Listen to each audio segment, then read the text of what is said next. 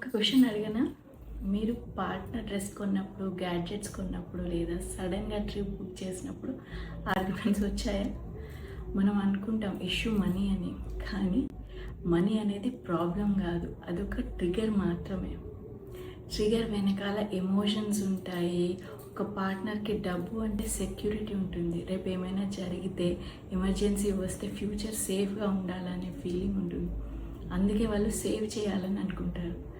ఇంకొక పార్ట్నర్కి డబ్బు అంటే ఫ్రీడమ్.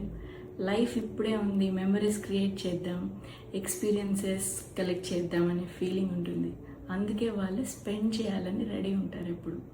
చూసారా, ఇద్దరు మనీ గురించి మాట్లాడుతున్నారు అనిపిస్తుంది, కానీ ఇద్దరు డిఫరెంట్ ఫియర్స్, డిఫరెంట్ డ్రీమ్స్ గురించి మాట్లాడుతున్నారు. ఎవరు రాంగ్ కాదు, ఎవరు రైట్ కూడా కాదు.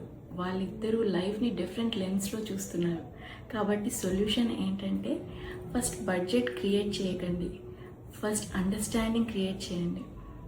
ఒకరిని ఒకరు ఇలా అడగండి, మనీ అంటే నీకు ఏంటి, సేవ్ చేయాలని ఎందుకు అనిపిస్తుంది, స్పెండ్ చేయడం నిన్ను ఎందుకు హ్యాపీ చేస్తుంది.